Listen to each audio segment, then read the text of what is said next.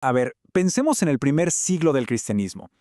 Antes de una iglesia unificada, era un verdadero caos, un campo de batalla de ideas, de almas, y justo ahí, en medio de todo, apareció una figura tan pero tan poderosa que llegó a retar a los mismosísimos apóstoles de Jesús. Imagínense esto por un momento. Un hombre al que sus seguidores adoraban como a un dios. Un líder que hacía prodigios, milagros y que ofrecía un camino totalmente diferente hacia la salvación. Su nombre era Simón, y su historia, bueno, su historia casi cambia el destino de Occidente para siempre. Para poder entender a Simón, primero tenemos que viajar en el tiempo a su época. El cristianismo primitivo no era para nada un bloque sólido, era más bien un mercado de ideas, vibrante, competitivo, y Simón de Samaria era uno de los jugadores más importantes. Y es que el contraste aquí es brutal, ¿no? Por un lado tienes a los apóstoles, gente humilde, pescadores de Galilea que hablaban de fe, y por el otro a Simón, un tipo sofisticado, un emprendedor religioso de Samaria que ofrecía una ruta mucho más intelectual para volverse divino. Para muchísima gente en el Imperio Romano, su mensaje sonaba, la verdad, muy pero muy atractivo. Pero, a ver, ¿quién era este hombre en realidad? Simón no era un simple ilusionista, para nada. Era un pensador, y uno muy profundo, que mezcló filosofía griega, tradiciones hebreas y misticismo oriental para crear un sistema de creencias fascinante y complejo. Y en el mero centro de su historia hay dos figuras clave. Él, Simón, y su compañera, Helena.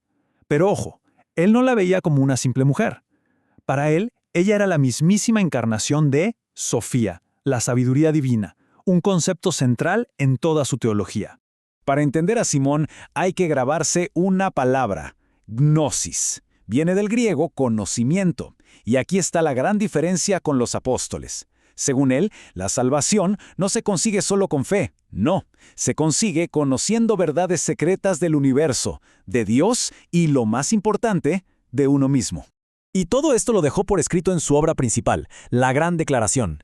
Él no hablaba de un Dios por allá lejos, hablaba de un poder infinito, una especie de fuego inteligente que está en todo y también dentro de nosotros. El punto clave es este: el reino de los cielos no es un lugar al que vas, es una chispa divina que ya tienes dentro y que puedes cultivar para, básicamente, convertirte en un Dios. Claro, con ideas tan potentes, el choque con el movimiento de los apóstoles, que cada vez crecía más, era, pues, inevitable. Y la leyenda cuenta que la confrontación final fue en el corazón del imperio, en Roma, en un duelo épico contra el apóstol Pedro.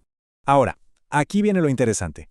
Según el libro de los Hechos, Simón al principio fue un converso, y uno de alto nivel.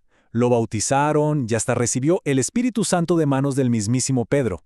Esto nos demuestra que al principio, estas figuras estaban mucho más entrelazadas de lo que uno pensaría.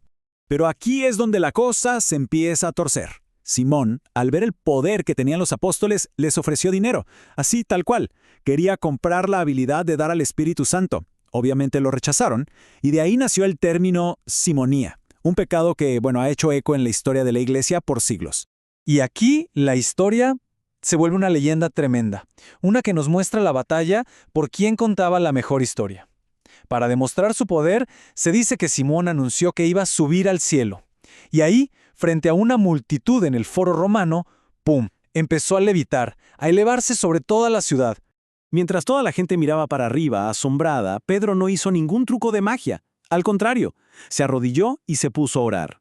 No peleó poder contra poder, sino fe contra lo que él creía que era un simple engaño. Y justo en ese momento, la oración de Pedro fue escuchada. El poder de Simón se apagó, así de repente, y se desplomó desde el cielo estrellándose contra el suelo. En este relato, la fe humilde le gana a la magia espectacular, una victoria narrativa fundamental para la iglesia que estaban haciendo. Pero ojo, la historia no termina con su caída, para nada. Después de que Simón murió, sus enemigos empezaron una campaña para cambiar por completo su imagen. Ya no era solo un rival derrotado, sino el origen de todo mal, doctrinalmente hablando. Miren bien esta línea de tiempo porque aquí está la clave de todo. Fíjense en el tiempo que pasó. Los textos más duros que condenan a Simón se escribieron más de 100 años después de su muerte. Esto no es solo contar la historia, esto es reescribirla con una intención muy clara. Ireneo de León, que era un pez gordo de la iglesia primitiva, lo dejó clarísimo. Puso a Simón como el paciente cero de la herejía. Y al hacer eso, cualquier otra idea que no les gustara la podían desacreditar muy fácil, simplemente diciendo, «Ah, eso viene de Simón». Y el punto final es este. El legado de Simón fue víctima de una campaña de propaganda brillante, hay que decirlo. La iglesia que estaba formando se necesitaba un villano, un archienemigo para unificar a todos. Y Simón, carismático y rival, era el candidato perfecto. Pero aquí viene la gran ironía. A pesar de todo lo que hicieron para borrarlo, las ideas de Simón no solo no desaparecieron, sino que se convirtieron en la semilla de algunos de los movimientos cristianos más potentes del siglo siguiente. Sus ideas no solo sobrevivieron, florecieron. Se pasaron a sus discípulos y de ahí sentaron las bases para un movimiento gigantesco. Y que quede claro, en el siglo II esto no eran ideas de un grupo pequeño y raro, ¿eh? El cristianismo gnóstico, que le debía muchísimo a Simón, era una fuerza enorme. Tipos como Valentino eran tan respetados que casi lo eligen obispo de Roma. El cristianismo que conocemos hoy pudo haber sido muy diferente. Y todo esto nos deja con una pregunta final, una que da un poco de vértigo. La historia de Simón el Mago nos demuestra que la versión del cristianismo que prevaleció no era la única que había. Fue la que ganó una batalla de ideas, larga y complicada, y nos obliga a preguntarnos, ¿cuántas otras voces, cuántas otras visiones se perdieron en el camino para siempre?